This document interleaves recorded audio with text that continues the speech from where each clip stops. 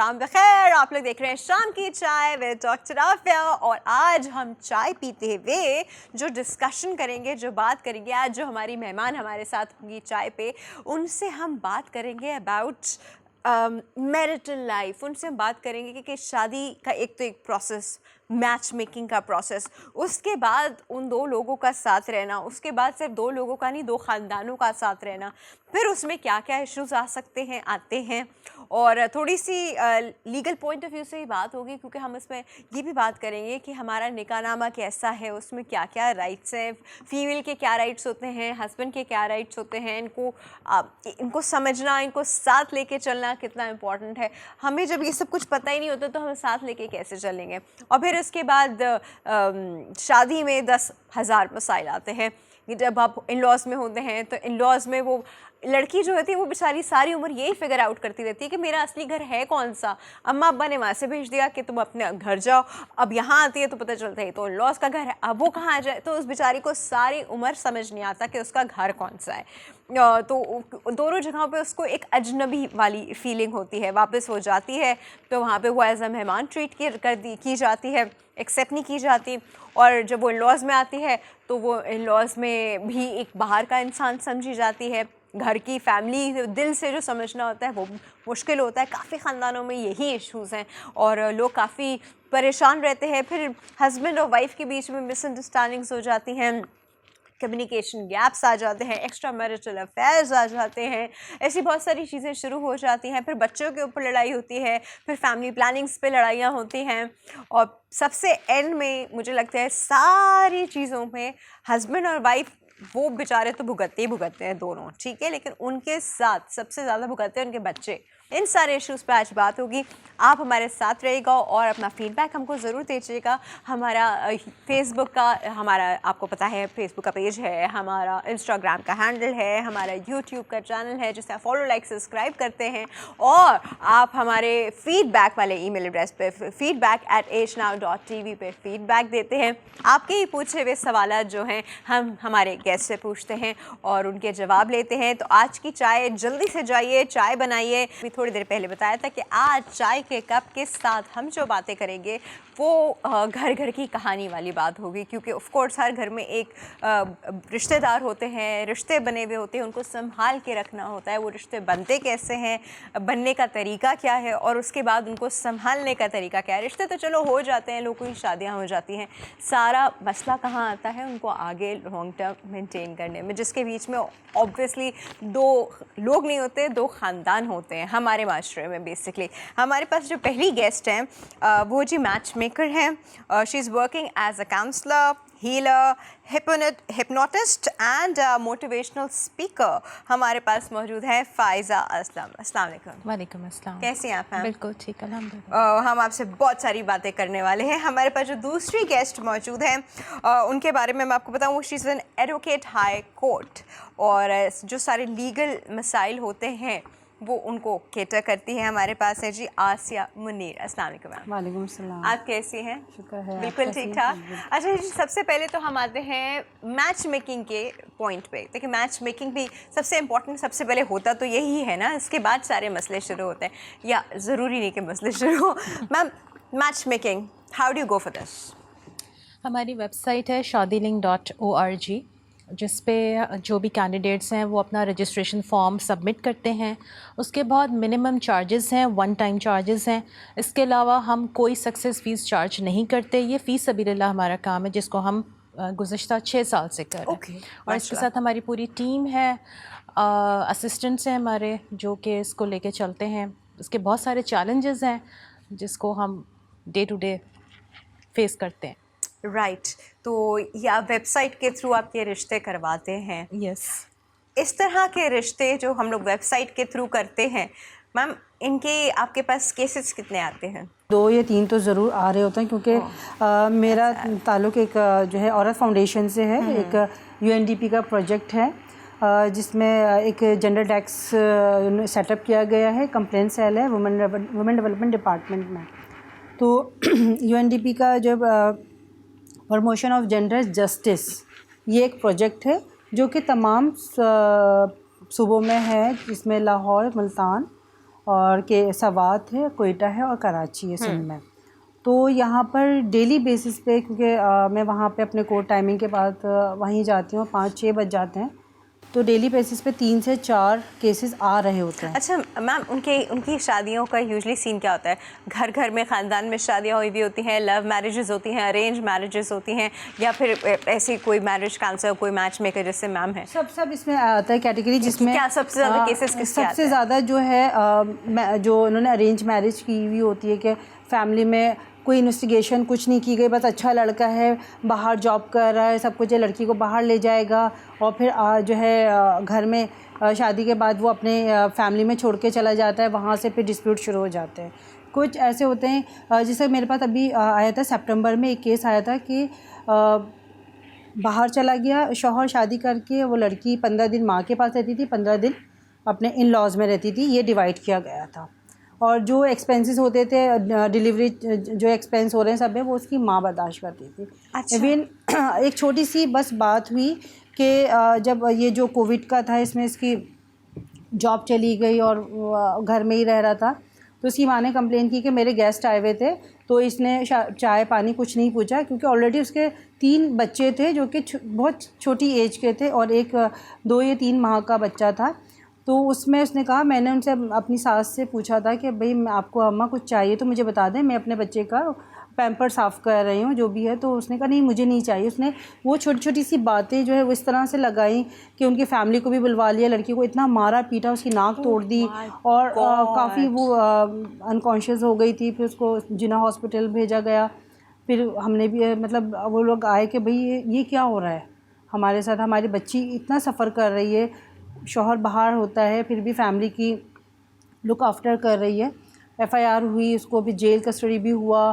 फिर अब ये है कि खैर ज़्यादातर बेलेबल एफेंस हो जाते हैं। हमारे यहाँ जो पुलिस है वो भी इसी तरह ही कर रही होती है कि फैमिली मैटर है, फैमिली में आप सॉल्व करो। इवन जजेस भी, क्योंकि केस चला जिसमें नाक तोड़ दी, सब कुछ हो गया, वो कह रही है मुझे इतना बुरा मारा है, उसकी तस्वीरें लगी हुई हैं, नाखूनों से मारा है, बाल नोच लिए सब है, फिर भी कैसे वो कॉम्प्रोमाइज़ करे। इवन उसको डाइवोर्स दे दी उसने और वर्बली दे रहा था।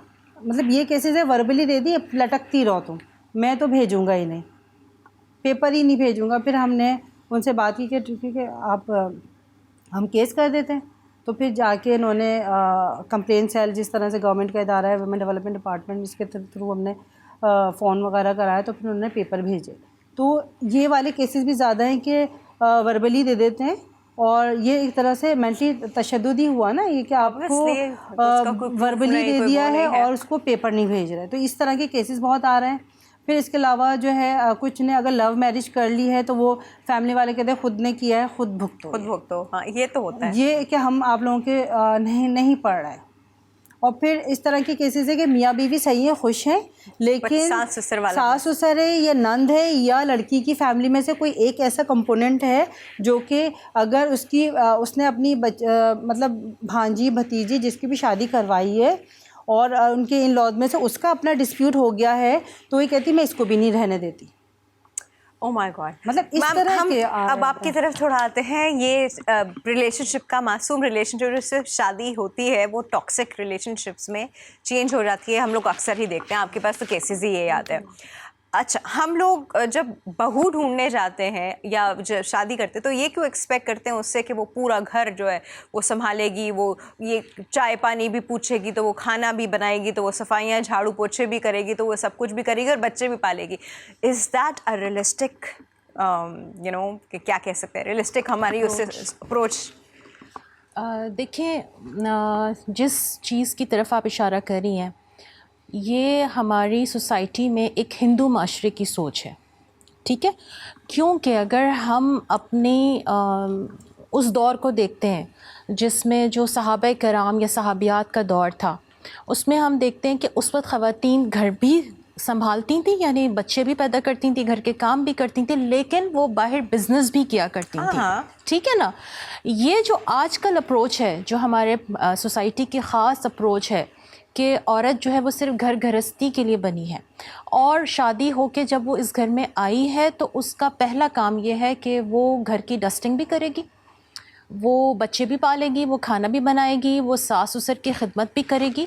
ये जो सोच है ये स्पेसिफिकली हिंदुआना माशरे से हमने उठाई है और इसको हमने लेकर आए। भी तो ऐसी बहू रहे होते हैं ना, जो ऐसे बेचारी आके जो है डोरमैट बन जाए, बिछ जाए और सारे काम करे। ढूंढ भी तो ऐसे रहे होते हैं। आपके पास मैच मेकिंग के जब केसेस आते हैं तो वही नहीं कहती हमें ऐसे शुगर चाहिए, उसको किचन पूरा संभालना आता है, उसको जो केसेस आते हैं उसमें मैं आपको प्रायोरिटीज़ अगर बताऊं लोगों की, तो लड़कियां, मैं उनको लड़कियां कहूं या क्या कहूं, मतलब वो लेट 30s में होती हैं, इवन 40 की हो जाती हैं, लेकिन उनको ये होता है कि हमें कोई अनमैरिड रिश्ता चाहिए, यानी उस एज में भी और उसके बाद भी, मतलब वो किसी भी tariके से कॉम्प्रोमाइज़ करने के लिए तो रेडी नहीं होती। उनको सबसे ज़्यादा यही होता है कि अच्छा हो, 6 डिजिट्स में उसकी इनकम हो, गाड़ी है, अपना घर है या किराए का है, ये चीज़ें बहुत ज़्यादा वो देख रही होती हैं। मुझे लगता है कि हम अपेरेंटली बहुत ज़्यादा चीज़ों को देखने लगे हैं, मटीरियलिस्टिक हो गए। यस, हम ये देखते हैं कि सामने वाला लुक्स में कैसा है, मटेरियल उसके पास कितना है, घर कितना बड़ा है, गाड़ी कितनी बड़ी, कौन से मॉडल की गाड़ी है, ठीक है, लड़की है तो वो कितनी खूबसूरत है, चाहे लड़का कैसा भी है, लड़की गोरी चिट्टी खूबसूरत होनी चाहिए। और सबसे मज़े की बात ये कि पढ़ी लिखी भी और कम उम्र भी हो। ये बड़ा मज़े का फॉर्मूला है कि वो डॉक्टर भी हो लेकिन 22-23 साल की हो, तो 22-23 साल की उम्र में कोई बिल्कुल एग्जैक्टली। और एक बात मैं यहाँ पर ऐड करना चाहूँगी कि जैसे आसिया साहिबा ने कहा कि बहुत सारे केसेस आ रहे हैं आजकल, तो वो केसेस सिर्फ मैच मेकिंग सिस्टम से नहीं आ रहे हैं, बल्कि आप ओवरऑल देखें, क्योंकि I am a marriage counsellor as well, I am working as a psychotherapist, तो मेरे पास जो मैरिज काउंसलिंग के लिए जो कपल्स आ रहे हैं वो मतलब बेतहाशा केसेस हैं। एंड ड्यूरिंग कोविड ये केसेस बढ़ गए, बहुत ज़्यादा बढ़ चुके हैं। सही। अच्छा, अब हम यहाँ पे थोड़ा सा इस पे आते हैं मैम। ये हमारे जिस तरह एक होता है इसके बाद तलाक का हक औरत को, ये हमारे निकाह नामे में एक क्लॉज है, इससे क्या मुराद है और ये कैसे यूज़ होता है? वैसे तो हमारे मौलवी हज़रात इसको यूज़ होने ही नहीं देते हैं। क्यों नहीं होने देते? वो उसको कट लगा देते हैं, क्योंकि तो इसकी अवेयरनेस नहीं है ना। लेकिन हम इसीलिए तो हम चाह रहे हैं सबको पता चले कि हर लड़की के वो जो लड़की के फेवर वाले क्लॉज है ना, वो कट कर देते हैं।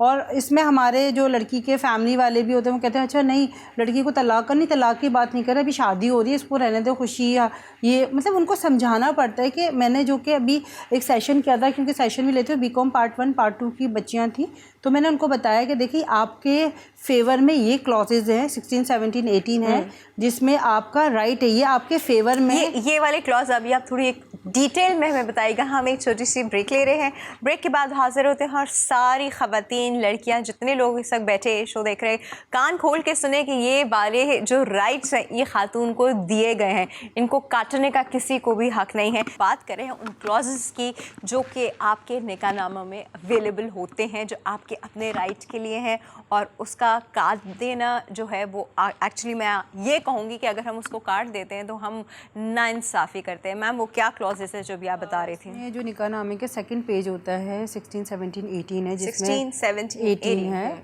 और इसका जो है पिछले दिनों हमने काफ़ी इसकी सेशन भी किए थे, अवेयरनेस सेशंस किए थे, बताया था, पेरेंट्स को भी बताया था, बच्चियों को भी बताया था, कॉलेजेस में भी जाके। तो उन्होंने अक्सर यही कहा कि हाँ, मैंने अपनी बहन का निकाहनामा देखा था, उसमें आखिर वाले पेज पे जो है वो पूरी लाइन काटी हुई थी। मैंने कहा वही तो आपके फेवर की है, उसमें आपका नान नफ़का है, नाराज़गी की सूरत में आपको कितना मतलब कितना राइट है, कितने आपको अमाउंट दिया जाएगा अगर घर पे बैठी हुई है तो उसके हिसाब से है। फिर कोई जायदाद है या कुछ ऐसी आपके लिए फेवर में है कि वो लिख दी गई है इसके अंदर। फिर 18 में ये है कि आपको एक हक दिया जाता है तलाक का, एक दिया जाता है। तो उसके अंदर एक का क्या मतलब एक राइट होता है कि आप एक जो 3 तलाक़ें होती हैं ना, 3 दफ़ा यूजुअली मेल की तरफ से होती है ना, मेल की तरफ, लेकिन वो एक राइट इसकी औरत का भी होता है, जिसमें अगर शौहर नहीं दे रहा होता है और वही कहता है तो फिर वो लड़की उसका हक इस्तेमाल करते हुए वो अपने तलाक़ तखफीद कहा जाता है उसको, कि वो ले सकती है। ठीक है, इसमें ये होता है जैसे अगर उसने 2 दे दी और तीसरी नहीं दे रहा है तो वो ले सकती है। और खुला is a complete separate thing. खुला में ये होता है कि फिर हमारे जो है कि हक महर छोड़ दो, हक महर उसमें अगर उसकी कोई जायदाद है या बहुत अच्छा हैवी अमाउंट है तो वो इतना उसको तंग किया जाता है कि हम तलाक नहीं दे रहे, हम ये नहीं कर रहे, जाके खुला ले लो। अब खुला लेगी तो उसका अपना राइट को जो है उसको छोड़ना पड़ेगा। तो ये चीज़ें जो है ना उसके अंदर इस्तेमाल होती हैं। तो जो लड़की की फेवर में सारे क्लॉजेज़ हैं उनको लड़की को ख़ुद को अपना निकाहनामा फिलअप करना चाहिए, क्योंकि वो उसका कॉन्ट्रैक्ट है, ये किसी और ये कॉन्ट्रैक्ट जो है वो उसको शायद इतनी अकल नहीं भी होती, तो आई थिंक पेरेंट्स को जो है वो अपनी बेटी को कहते हैं ना निकाहनामा आपकी प्रोटेक्शन है एक्चुअली, लेकिन हम इसे प्रोटेक्शन की तरह नहीं यूज़ कर रहे होते। पेरेंट्स को बैठ के उसको सॉर्ट आउट करना चाहिए कि ये मेरी बच्ची की फेवर में क्या क्या पॉइंट्स जा रहे हैं, तो उसको काटे नहीं। बिल्कुल। अब लड़कियां जो है, जिसे हमने कॉलेजेस में, यूनिवर्सिटीज़ में भी जाते हैं, स्कूल्स में भी बता रहे होते हैं, तो लड़कियों में ये अवेयरनेस आ रही है कि वो बड़े शौक़ से अपना निकाहनामा देख रही होती हैं। लेकिन जहाँ उसमें बात आ रही होती है कि नहीं ये चीज़ ऐसी, तो पेरेंट्स को अवेयर नहीं है, तो वो क्या करते कि नहीं छोड़ो इसको छोड़ो, मौलवी साहब ने काट दिया तो बस कोई अच्छा समझ के उसको जो है कट लगा दिया होगा ना, तो वो इस तरह के फिर हम अगर उन्हें बताते हैं तो कहते हैं कि किसी भी शादी में गए, उनको हमने अवेयर किया, देखें ऐसे नहीं, आप पूरा इसको निकाहनामे को पढ़ें, देखें एक एक चीज़ आपकी बेटी की फेवर की है, नहीं आपको ज़्यादा वो पता है, छोड़ो अपना कानून जो है ना वो अब वहीं कोर्टों में छोड़कर आया करो, और यहाँ जो है ना आप लड़की की अभी से जो है वो तलाक वलाक की बात कर रही हैं आप, अभी तो हमने शादी करनी है, बच्ची ने सुर्ख जोड़ा पहनना है, मतलब इस तरह की सोच लेके अब जब बच्चियों का हक जो है ख़त्म कर दिए जाएंगे, तो बच्ची कहाँ से वो अपने राइट के लिए खड़ी होगी। अगर ये इस तरह की सोच रखना कि अभी तो हम ये कर रहे हैं, इसमें क्या कहते हैं वो बदचुगनी नहीं करो और ऐसी बातें मत करो और इस तरह की बात, गलत नेगेटिव बात मत करो, अभी हम पॉजिटिविटी की तरफ जा रहे हैं, वो सब अपनी जगह पे, उसको आप अपने जहन में रखिए। बट इसका मतलब ये नहीं कि अगर वो किसी लीगल एग्रीमेंट में ये पॉइंट है तो आप उसको कह के नहीं ये बदचुगनी नहीं है, दिस इज़ इम्पॉर्टेंट, क्योंकि गॉड फॉरबिड आपको नहीं पता होता, जो लोग शादी कर रहे होते हैं कोई तलाक की नीयत से शादी थोड़ी कर रहे होते हैं, कोई भी नहीं कर रहा होता। अगर कोई जारी चीज़ होती है, अगर सपोज़ उसको खुला लेना है या कोई और है, तो वो पहले बोलते हैं अच्छा निकाहनामे में क्या लिखा हुआ है, कितना हक महर लिखा हुआ है, क्या क्लॉज है, क्या आपके फेवर में, तो वो जब कोर्ट में जाते थे वो यही चीज़ें डिस्कस हो रही होती ना, और जो निकाहनामे में लिखा हुआ था वो आपको मिलना है। तो जब हम मतलब सारे क्लॉजेस को फिल करेंगे तो वो लड़की का राइट बनेगा। और अगर हम यही बदशुगनी वाले एतकाद में रहें और इसमें रहें, तो फिर कहाँ से माशरा तरक्की करेगा या माशरे में अवेयरनेस आएगी या लड़कियों का अपने राइट्स की बात होगी। यही अनरियलिस्टिक अप्रोचेस और इसी तरह की फजूल किस्म के अप्रोचेस मैम, जो रिश्ते वाले आते हैं आपके पास, पूरा ख़ानदान आता है, हमारी लड़की चाहिए, ऐसी चाहिए, वैसी चाहिए, लड़की ऐसी, तो आप लोग मतलब उनको डिफरेंट लड़कियों के पास लेके जाते हैं, वो रिश्ता अप्रूव करते हैं, रिजेक्ट करते हैं, इसके क्या कॉन्सिक्वेंसेस आते हैं। मुझे हमेशा दुख इस बात का होता है जब किसी लड़की के ख़ानदान में जाओ और वो सब कुछ करने के बाद भाई बाद में फ़ोन करके बता रहे हैं कि द रिश्ता रिजेक्टेड, तो मैम ये सब कुछ पहले क्यों नहीं सॉर्ट आउट हो जाता, जाएं ही तभी जब आपको लगे कि दिस इज़ अप्रोप्रिएट।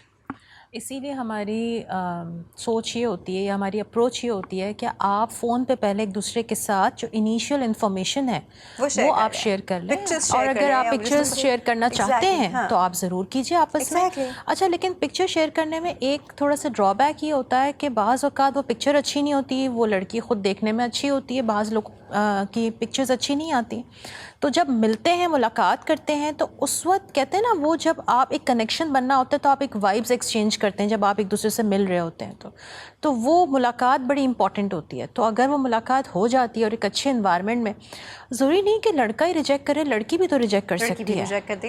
बिल्कुल, वो बहुत कम होता है। और इसका जो बेसिक रीज़न है वो ये कि हमारे माशरे में लड़कियों की सेल्फ स्टीम बहुत लो है, उनको ये सिखा दिया जाता है कि तुम्हें रिजेक्ट किया जाएगा, तुम रिजेक्ट नहीं कर सकती हो। अच्छा, मुझे एक चीज़ बताएं, देखें हम लोग को जिस तरह मीडिया में होता है, ठीक है, हम लोग के डिफरेंट एजेंसीज होती हैं जो कि एड्स और इन चीज़ों प्रोजेक्ट्स के लिए लोगों को फॉरवर्ड कर रही होती हैं, उसके लिए वो लोग उसको बुलाते नहीं हैं, मिलवाते नहीं हैं, वो एक ऑडिशन रिकॉर्ड करके अपने पास रख लेते हैं और क्लाइंट को पहले वो ऑडिशन दिखाया जाता है, वहाँ से अप्रूव होता है तो फिर बात आगे बढ़ती है। तो हम इस सिलसिले में मुझे ऐसा लगता है कि एक अच्छा फीजिबल ऑप्शन है कि लड़की कैसी है, बात कैसे कर रही है, बात करने का तरीका क्या है, एक्सेंट कैसा है, दिखती कैसी है, चल कैसे रही है, ये जो चीज़ें देखी जाती हैं ना, जो वो लड़की चाय लेकर आ रही होती है, ये सब एक वीडियो में हो जाए और उस लड़की और लड़की के ख़ानदान वालों को बार बार तंग मत किया जाए। वहीं पे वो लोग जज करें कि हाँ ठीक है, दिस इज़ अप्रोप्रिएट, ये मेरे बेटे को सूट कर रहा है, या ये मेरे बेटे को या हमारे ख़ानदान को सूट नहीं कर रहा, वहाँ से वो जज करें, अगर सूट कर रहा है तो फिर बात आगे बढ़ाएं। कितनी लड़कियाँ ये एहसास से कमतरी वाला और ये लो सेल्फ इस्टीम वाली चीज़ से बच जाएंगी। लेकिन वही बात है ना कि हाँ कि वो फिर उनके जो नाश्ते पानी है वो कैसे चलेंगे। जो एक माइंड बनाया होता है कि हम 10 लड़कियाँ देखेंगे, उसमें से एक पसंद आएगी, तो वो जब तक 10वीं 9 पूरी नहीं हो जाती, हर कोई नाश्ते पानी के लिए नहीं निकला हुआ होता। पॉइंट ये है कि लोग वाकईतन लड़की देखने भी जाते हैं, लेकिन उनकी अपनी पसंद करने की अप्रोच गलत है। वो उस वीडियो में देख लेना आप। अच्छा, क्या क्या अप्रोच क्या होती है, मतलब क्या वो लोग क्या डिमांड कर रहे होते हैं, कैसी लड़की होनी चाहिए? हूर परी होनी चाहिए, हूर परी होनी चाहिए। वो हूर परी उनको मिलती ही नहीं है। अब हर लड़की तो हूर परी नहीं हो सकती ना। तो कैसे शुक्र है अफ्रीका के लोग हूर परियां नहीं मांगते, वो कहाँ से आएंगी? एग्जैक्टली मतलब उनको स्टेटस भी चाहिए। लड़की का बाप क्या करता है? वो बिजनेस करता है, जॉब करता है। वो बिजनेस करता है, अच्छा खाता पीता आदमी है, तो फिर उस हिसाब से माल आएगा। बिल्कुल, तो ये सारी चीज़ें भी तो देखी जा रही है ना। प्लस मुझे ये लगता है कि हम बहुत चूज़ी हो गए हैं बहुत। देखिए, वैसे तो लाइफ पार्टनर के लिए चूज़ी होना अच्छा है, बट पॉइंट ये है कि ये मैंने कहा ना, लाइफ पार्टनर के लिए चूज़ी होना अच्छा है, होना चाहिए। आप ऐसे हर किसी के साथ अपनी ज़िंदगी नहीं गुजार सकते। बट पॉइंट पर ये आ जाता है कि आपके क्राइटेरिया क्या हैं, आया आपके क्राइटेरिया दुरुस्त हैं या नहीं। इसके लिए मैं ये समझती हूँ कि किसी से बात की जाए, उसकी अपनी पर्सनल ग्रोथ की जाए, पर्सनल डेवलपमेंट की बहुत ज़रूरत है हमारी सोसाइटी को। अच्छा, ये वाली जो बात अभी हमने बीच में की थी कि लड़के की इतनी सैलरी देखी जाती है, सारे लड़कों को भी यही होता है कि हम कैसे शादी करें, अगर हम अभी करियर का हमारा स्टार्ट है, इसमें तो ऐसे नहीं होगा, हमें अभी तो ऐसे जॉब मिल रही होगी और ऐसे हमारे पास चीज़ें भी नहीं होंगी और वो भी नहीं होगा। लेकिन अगर हम इसको थोड़ा रिलीजियस पॉइंट ऑफ व्यू से देखें तो शायद उन लोगों की बात की जाती है कि शादी एक उस बच्चे की, उस लड़के की करो जो कि एक बीवी की जिम्मेदारी और अपने होने वाले पूरे ख़ानदान की जिम्मेदारी उठा सके। तो इसमें लड़की वालों का ये पूछना कि लड़का कितना कमाता है, तो वो ये भी तो देखना होता है कि क्या वो मेरी बच्ची की रिस्पॉन्सिबिलिटी ले सकता है या मैं अपनी बच्ची को सिर्फ अंधे कुएं में धक्का दे रहा हूँ। ये भी तो देखना होता है। अब इसमें इस तरह की डिमांड करना, उसको आई डोंट थिंक सो उसको नेगेटिव लेना चाहिए। ये तो माँ बाप का राइट है मालूम करने का कि वो अपनी बच्ची को किस ख़ानदान में दे रहे हैं और क्या वहाँ पे उसका वैसा ही, चलो बहुत बढ़ के ना हो, लेकिन एटलीस्ट वैसा तो हो जैसे में से वो जा रही है। आपने बिल्कुल ठीक कहा, लेकिन ऐसे टाइम पे लड़के से ऐसी डिमांड करना जबकि वो एट द एज ऑफ 24-25 वो इतना मतलब फाइनेंशियली इतना ग्रो नहीं किया हुआ था उस वक्त। अक्सर लड़कों ने पोटेंशियल होता है आगे बढ़ने का, वो पोटेंशियल अगर ये किया वो नजर आता है, बिल्कुल अगर वो पोटेंशियल नजर आ रहा है लड़के में तो उसको देखा जा सकता है। हाँ एग्जैक्टली। देखिए, फ्यूचर तो किसी ने भी नहीं देखा ना। सही। बाज लोग अमीर होते हुए बाद में गरीब हो जाते हैं, उनके क्राइसिस आते हैं। हाँ, उनका फाइनेंशियल स्टेटस नीचे आ जाता है। जब शादी कर रहे होते हैं एटलीस्ट आप तब तो अपने हिसाब से शादी करते हैं। उस वक्त मैटर ये करते हैं कि आप देख क्या रहे हैं, आप उसकी अप्रोच देख रहे हैं लाइफ को देखने की, वो बहुत मैटर करती है, या आप जाहिरियत पे जा रहे हैं, आप उसके अपेरेंट पे फैसला कर रहे हैं कि उसका घर कितना बड़ा है या कैसा है या उसकी पर्सनालिटी कैसी है, उसकी अप्रोच को नहीं देखा जाता। सांस जिंदा ही नहीं मतलब ये वो पॉइंट्स है। बिल्कुल एग्जैक्टली, सोचे जाते हैं। अच्छा, सास की बहनें हैं? अच्छा, लड़के की कितनी बहनें हैं? बढ़िया छुट्टी है। अच्छा, कोई शादी से घर बैठी है कोई, मतलब ये वो बातें हैं, लिटरली प्रैक्टिकली ये वो बातें हैं जो की जाती हैं। एग्जैक्टली, बिल्कुल की जाती है। और एज लड़कों की इतनी ज़्यादा होती है और लड़कियाँ जो है वो 16 साल की चाहिए, 20 साल के अंदर अंदर चाहिए होती है, खूबसूरत गोरी चिट्टी। एक और बात भी मैम यहाँ पे मैंने देखा, बहुत सारे मर्द हजरात ऐसे होते हैं जिनकी शादी बच्चे सब कुछ हुए हुए हैं, लेकिन बीवी जो है वो साथ में है, या तो ईदर शी डाइड, कुछ ऐसा होता है, या फिर उनकी तलाक हो जाती है, सेपरेशन हो जाती है, and they want to remarry. तो वो जो रीमैरी के केसेस आते हैं, उस रीमैरी वाले केसेस में ये होता है कि जब वो कहते हैं लड़की के नाम क्या करोगे, व्हाट इज़ दिस, लड़की के नाम क्या करोगे, हमें भी तो वो चाहिए ना गारंटी, लड़की के नाम क्या करोगे। तो मुझे बताएं कि ऐसा आदमी जिसके पास नाम करने को कुछ ना हो तो वो ज़िंदगी भर दूसरी शादी नहीं कर सकता। यहाँ पे एक बात मैं और ऐड करूँगी, एक चीज़ जो बहुत ज़्यादा देखने में आ रही है, जैसे आपने रीमैरी की बात की, उसमें ये पॉइंट मैं यहाँ इस प्लेटफॉर्म से कहना चाहूँगी, जब लड़की को देख रहे होते हैं ना तो कहते हैं जिसके पहले शौहर से बच्चे होंगे उससे हम शादी नहीं करेंगे। तो मुझे ये बताएं कि वो लड़की जो कम उम्री में बेवा हो गई है या उसकी तलाक हो गई है, जिसके साथ 2 बच्चे हैं, 3 बच्चे हैं, जब आप उस लड़की को ओन नहीं करेंगे, उन बच्चों को कौन ओन करेगा? उनको उनका बाप भी ओन नहीं करा या वो बाप मर चुका है, तो आप उसको सवाब की नीयत से उन बच्चों को क्यों नहीं ओन कर सकते? ये अप्रोच हम कब अपनाएंगे? एक्चुअली जहाँ तक हम लोगों को अंदाजा है तो दूसरी, तीसरी, चौथी शादी वुमेन को सपोर्ट करने के लिए ही है ना। Exactly, इसके लिए तो नहीं कि उसमें कोई छोटी सी कली कवारी आ जाएगी। और इसमें सिर्फ ये नहीं कि लड़का देख रहा होता है, मर्द देखता है कि लड़की के साथ बच्चे ना हो। इवन ख़वातीन भी जब रीमैरी करती हैं तो वो कहती हैं कि हमें कोई ऐसा लड़का, कोई ऐसा मर्द बताएं कि जिसके साथ पहली बीवी से बच्चे ना हो। यानी ना वो औरत मतलब बर्दाश्त करने नहीं लेना चाह रहे हैं, रिस्पॉन्सिबिलिटी भी बर्दाश्त नहीं कर सकते हैं लोग। बर्दाश्त का एलिमेंट बहुत कम हो गया लोगों में। लेकिन अगर हम लोग को कंसिडर करना पड़ेगा कि कुछ पॉइंट्स पे आपको अगर आपकी एज ज़्यादा हो चुकी है आपको कॉम्प्रोमाइज़ करना पड़ेगा। अगर ऐसी सिचुएशन है कि आपकी पहले शादी हो चुकी है तो आपको कॉम्प्रोमाइज़ करना, मतलब ये कुछ सिचुएशंस हैं जिसमें इसको कॉम्प्रोमाइज़ नहीं किया, इसको बेसिक अंडरस्टैंडिंग है। और फिर बच्चे कॉम्प्रोमाइज़ नहीं है, अगर वो नहीं संभालेंगे तो कौन करेगा? फिर जाहिर बात है ये सोचना है कि बच्चों को भी माँ की ज़रूरत है, बच्चों को भी माँ की ज़रूरत है कि आप तो बच्चे कहोगे कि वहाँ उस रिश्तेदार के घर पल जाएं और ये मेरे साथ हो जाए, मैं इससे और बच्चे ऐसी अप्रोच होती है मैम लोगों की? बिल्कुल होती है। लोगों की बहुत घिनौनी अप्रोचेस हैं। अगर हम आप वो कुछ घिनौनी अप्रोचेस जो आपके पास आती हैं वो बताइए, जिसको सुनते ही आप कहती हैं आउट ऑफ माय ऑफिस। ये बताएं ये कहा यह जाता है कि ये बताएं लड़की हमें बाहर ले जाएगी, लड़की अगर बाहर रहती है ऐसी लड़की बताएं जो हमें अमेरिका शिफ्ट करा दे। अरे हाँ ये भी तो होता है, लड़का सेट करवा दे। और ऐसी लड़की बताएं जो हमें अपने घर में रख ले। और ऐसी लड़की बताएं कि जो हमें बिजनेस करा दे, हमारा बिजनेस सेटल करा दे।